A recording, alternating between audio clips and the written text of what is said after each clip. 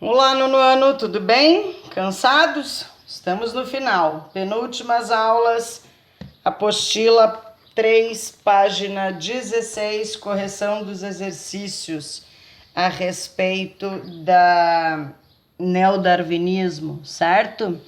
Então, a gente está falando sobre seleção natural e a apostila está falando no capítulo a respeito dos seres adaptados a certos ambientes que conseguem maior chance de sobrevivência. Então, no primeiro exercício, ele já pede para você diferenciar a adaptação da seleção natural. Então, a adaptação é justamente você usar a característica em benefício da sobrevivência.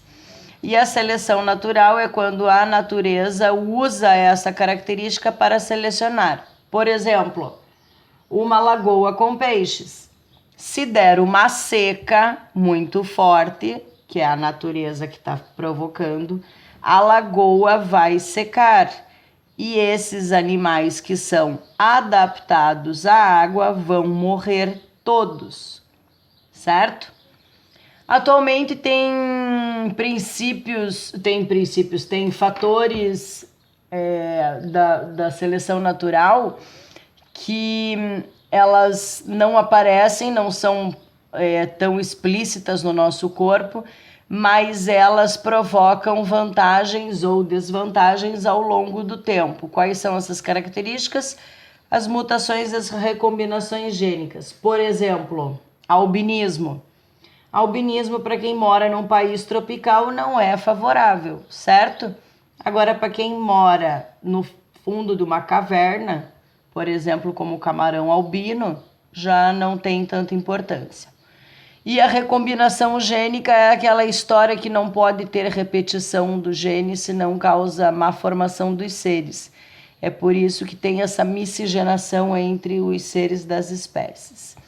Aqui tinha um texto para você ler a respeito do cerrado. Você tem que saber que o cerrado é um bioma brasileiro próximo do deserto. Então, a característica dele é de semiárido, que é metade do ano seco, metade do ano chuvoso. O solo é duro, rachado, seco, né? Pega fogo muito fácil, vegetação escassa, baixa ou quase nula. E daí o texto pedia para você trazer as principais características do cerrado, então a gente já falou, e as adaptações das plantas em relação à queimada, né?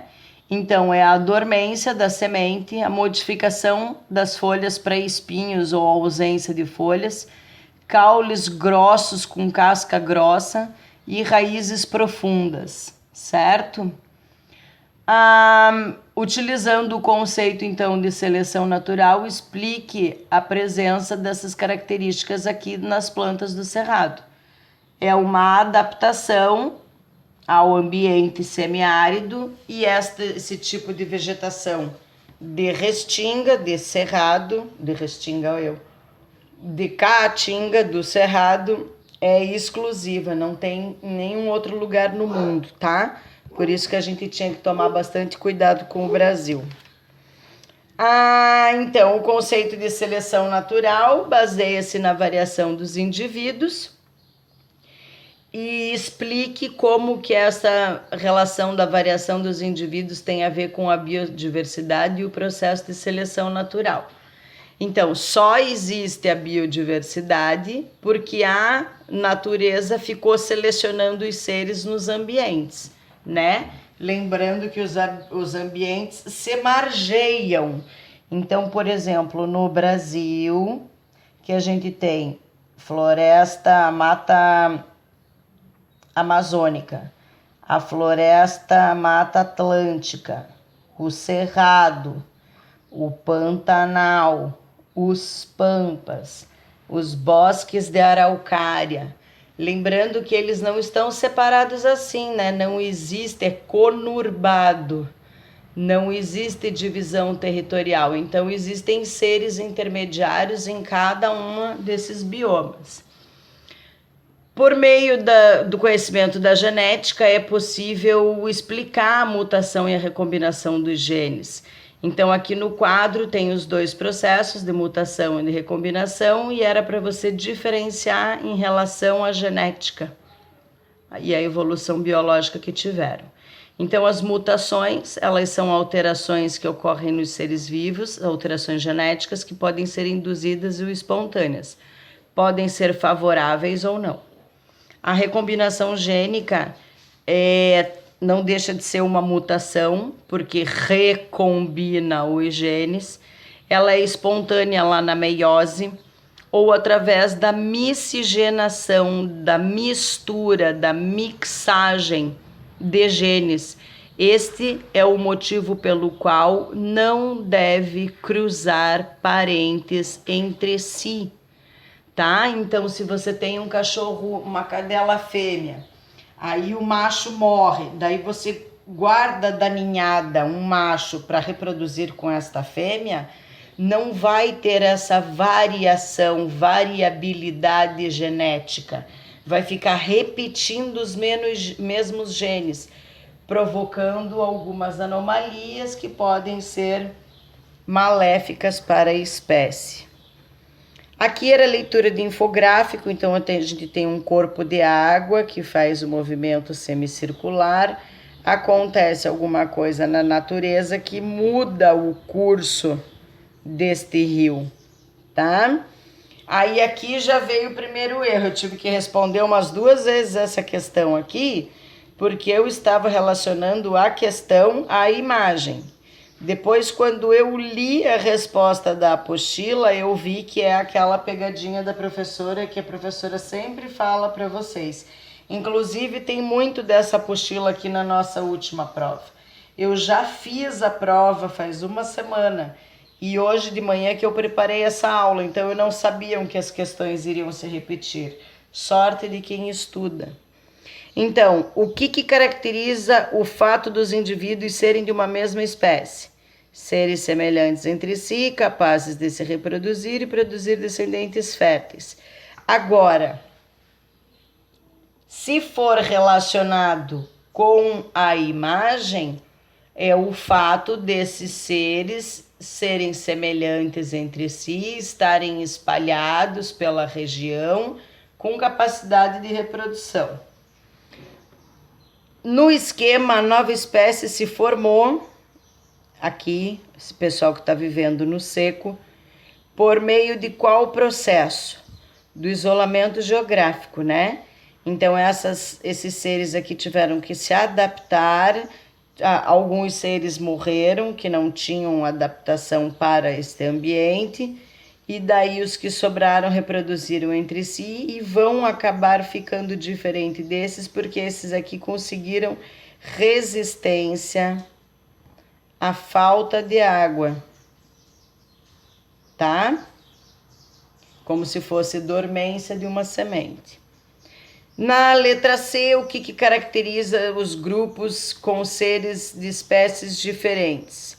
O hibridismo, né? Quando você produz um ser de um grupo com um ser de outro grupo, nem sempre aqueles seres vão ser capazes de se reproduzir, como é o caso do jegue, que a professora sempre fala para vocês, do cavalo com a égua dá o potro, a égua com o burro dá o jumento, a égua com o jumento não dá nada, porque o jumento é estéril, porque esses dois são de espécies diferentes, certo? Na página 18, a gente tinha um texto para ver sobre Charles Darwin, falava exatamente o que a professora falou agora, a questão da mesclagem, da mistura dos genes, né? Que antigamente, no tempo da formação do planeta Terra, acontecia uma mistura mais fácil porque era a Pangeia. Depois a Pangeia se dividiu em Laurasia e Gondwana e depois se dividiram em continentes que provocaram um isolamento geográfico. E daí cada ser vivo ficou se desenvolvendo no seu canto. Com a globalização, o surgimento da roda do ser humano, da inteligência, esses continentes voltaram a se unificar, porque começou a ter transporte intercontinental. Então, barcos, aviões, caminhões, trens, submarinos, E esses tipos de meio de transporte, eles provocam uma situação chamada biopirataria. Inclusive a WEG, aqui em Santa Catarina, produz tintas especiais para que não haja o transporte, porque os moluscos não aderir, vou perguntar para a Terezinha depois, não fiquem aderidos ao casco do navio, porque daí acontece a introdução de uma espécie exótica. Isso pode acabar com o extermínio das espécies endêmicas, se ela se adaptar, se ela gostar e se ela for predadora. Pode surgir nova espécie com o cruzamento entre seres e podem transportar também doenças. Então, o nome disso aqui é chamado de biopirataria e não pode acontecer, tá? Aí, aqui na página 19, era para você analisar, fazer leitura de infográfico.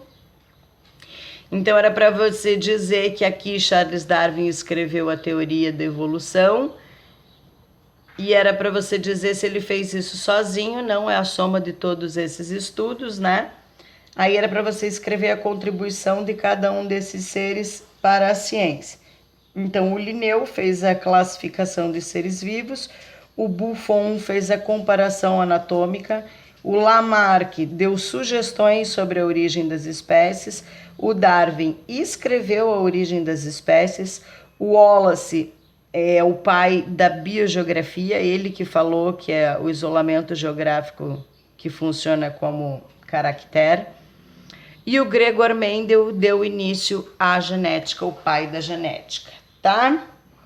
Mendel, ele teve o trabalho dele reconhecido apenas a sua morte, mas hoje em dia o Charles Darwin e o Gregor Mendel são os pais da ciência.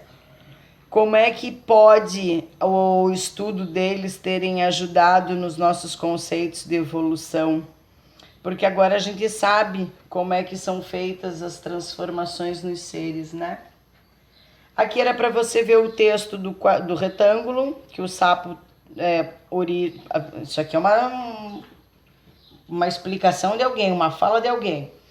O sapo deveria ter originado de peixe que precisava encontrar alimento fora d'água, daí ele aprendeu a respirar fora d'água, desenvolveu pernas e pulmões. Quem diz a respeito dessa teoria de uso e desuso é o Lamarck. Na questão 3, a teoria evolutiva proposta por Charles Darwin, para você citar os fatores ambientais que podem interferir na formação dos seres. Então, é sempre a mesma história do ecossistema.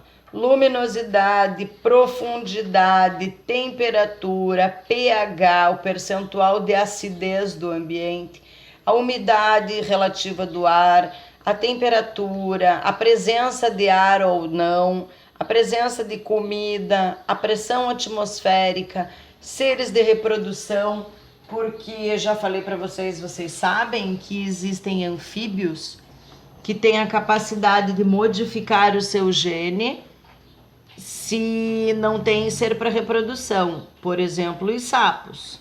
Numa lagoa só tem perereca. Uma perereca no período de reprodução modifica as suas células reprodutivas para garantir a reprodução das outras e manter a perpetuação da espécie, tá? Aqui a gente tem uma orquídea que tem esse tubo de polinização e aqui a gente tem uma mariposa que tem este comprimento de língua. Isso significa que o nicho ecológico desta mariposa é manter esta orquídea se reproduzindo, tá? Qual é a relação da mariposa com a orquídea? É recíproca, se uma não existir, a outra para de existir, essa não vai se reproduzir e essa não vai se alimentar de néctar. Considerando que o néctar, que essa é exclusivo dessa mariposa. Se a mariposa nascer com língua curta, que pode ser uma mutação, uma anomalia da espécie, o que acontece com a mariposa? Morre. No estudo de Charles Darwin, ele analisou os fósseis e analisou seres vivos. Atualmente a gente sabe que os fósseis são utilizados para ajudar a entender o passado. Essa questão também está na prova.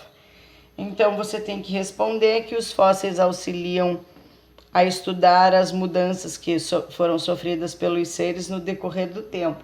Modificação dos ossos, modificação do bico, produção, alteração de alguma substância, tá? Lamarck e Darwin, eles escreveram alguns pontos em comum sobre evolução.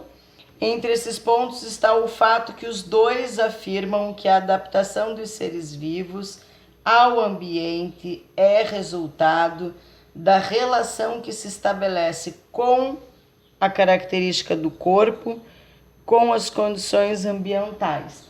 Então, um animal que nasce no Polo Norte vai ter um volume de pelo maior do que um animal que nasce na região tropical, certo? A mutação das características das espécies são selecionadas conforme as limitações impostas pelo ambiente. Então, o urso polar é branco e ele só vive lá no gelo porque ele é branco. Se ele fosse preto, o gelo não seria o melhor lugar para ele viver porque se destacaria demais. E a mesma coisa a questão da floresta. Se o urso, os animais que vivem em florestas, eles tendem a ter uma tonalidade da vegetação. Por isso que o leão tem aquele cor bege, porque se aproxima à cor da savana, tá? Então aqui, essa espécie de vegetação se chama ginkgo biloba, inclusive é medicinal. E eles perceberam no estudo do fóssil das ginkgo bilobas que elas não sofreram alterações dos fósseis. Por que não sofreram alterações? Porque elas estavam completamente adaptadas, elas não obtiveram desafios da natureza ou não encontraram, ou no lugar que elas foram encontradas, não sofreu tanta transformação ao ponto delas se extinguirem ou terem que se adaptar. Certo? Aqui embaixo tem o esquema, leitura de infográfico, para você poder entender como funciona a seleção natural. Então, a mutação e a recombinação gênicas provocam variabilidade genética. Esta variabilidade genética, ela é confrontada com o ambiente e quem for o mais apto a este ambiente sobrevive, cresce, reproduz. Inclusive eu fiz essa anotação na próxima página para a gente conversar. Então, quais são os elementos presentes nesse esquema aqui que dizem respeito ao neodarwinismo? É a mutação e a recombinação gênica, né? Ele não sabia explicar, mas ele sabia que existia. Aí, explique por que esses elementos são importantes para o estudo da evolução. Porque daí você faz comparação dos seres, né? Você consegue observar quais foram os fatores que provocaram a evolução. Aqui é o que a gente estava falando da história do urso polar, né? O branco no preto. Essa mariposa aqui, ela só teve a infelicidade de pousar no lugar errado. Porque se você observar aqui o galho da árvore, ó, é bem parecido com as asas da mariposa. Então, o que acontece é que elas têm essa aparência para poder fazer melhor camuflagem, né? Elas imitam líquens. E essa camuflagem produz uma vantagem para as mariposas. Porque se ela tivesse pousado aqui, esse passarinho não acharia. Na questão número 10, era para você marcar quais são o que a mutação pode ocasionar para uma espécie, né? Então, depende, pode ser boa ou ruim, é que nem a história da mariposa. Se pousar no lugar errado, a sua adaptação já era. No 11, ele está mostrando um esquema de nova espécie, formação, surgimento de nova espécie. Então, você observa que a cabeça, o bico, os olhos, o cabelo, a coloração da pena, o rabo, a formação do rabo, o peso, o tamanho do corpo. E ele tá perguntando para vocês quem é o ancestral e quem são os descendentes.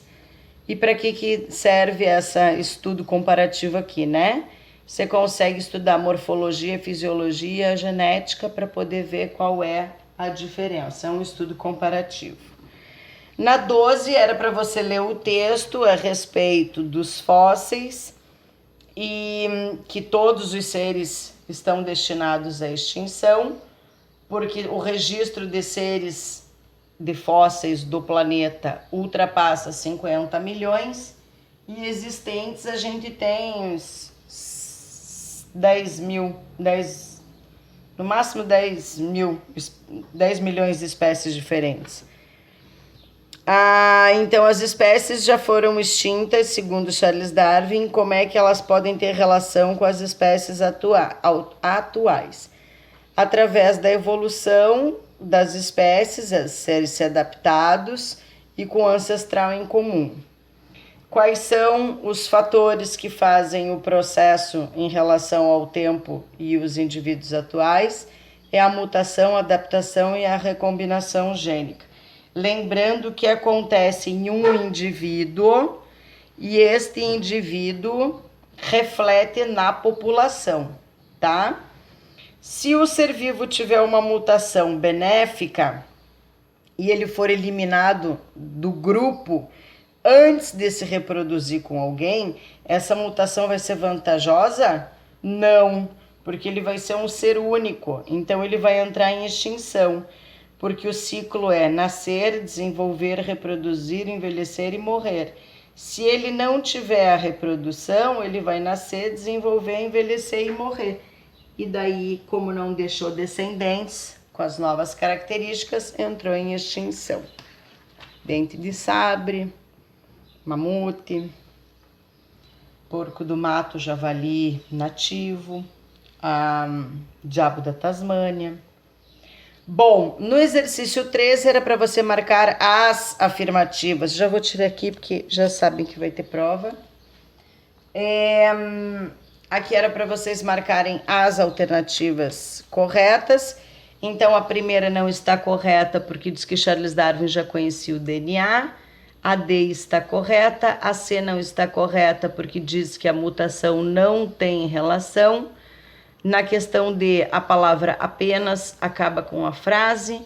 E a E também está certa porque a recombinação ocorre por meiose ou por variação dos caracteres.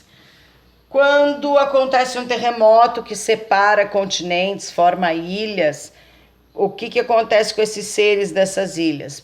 Sofrem o isolamento geográfico. Esse aqui imita a folha e esse aqui imita a flor, pétala de flor, né? Então, essa estratégia aqui é a camuflagem. Eles devem ter tido um ancestral em comum porque as estruturas corporais são bem parecidas, né? E a camuflagem deles eu escrevi aqui, flor e folha, certo? Então acabamos, eu indiquei o capítulo errado, eu falei que eu estava no capítulo 6 e na verdade a gente ainda está no capítulo 5. Mas mesmo assim, quase no final do nono ano, parabéns para todos que estão me acompanhando. Um beijo, fiquem com Deus, até a próxima.